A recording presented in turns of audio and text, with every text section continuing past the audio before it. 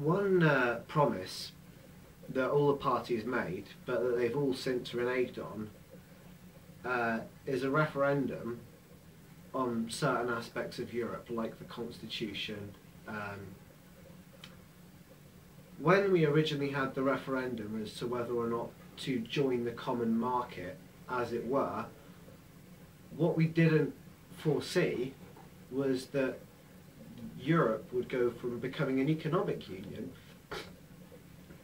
pardon me, sorry, still got the remnants of the cold, from going from an economic union to being a political union.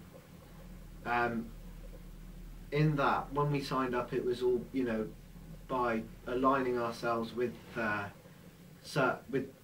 foreign countries like Germany and France and whatnot, was that obviously we would get a lot more trade from that. What it's since turned into was that the regulations around the economy just grew and grew and grew and grew, and then they started to become parts of other European law. Started to look at health, travel, to the point where now 70% of all new laws in this country are devised in Strasbourg. Now, I don't know whether I'm for or against Europe, and I'll be frank with that. One part of me thinks that it's an extremely undemocratic organisation, and that people just don't have the opportunity to decide. Another part of me thinks that it's a very important economic union.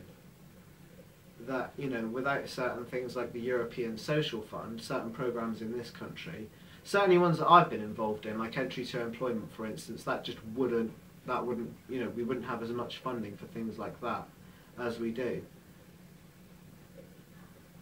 But I start to think to myself, with it being so undemocratic and with the nature of the union changing, I don't think we need a referendum on the Constitution, the Lisbon Treaty. I don't think we need a referendum on any of that. What I do think we need a referendum on is whether or not we should remain part of the European Union.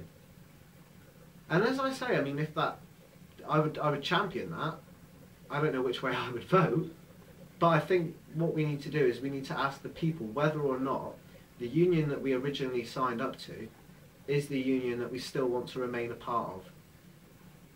If you were to vote for me, that is certainly something that I would champion in Parliament, because I think that 70% of our laws are coming from people that we haven't voted for. I think that basically skews the democratic line in this country, and I think we certainly need to look at that. Thank you.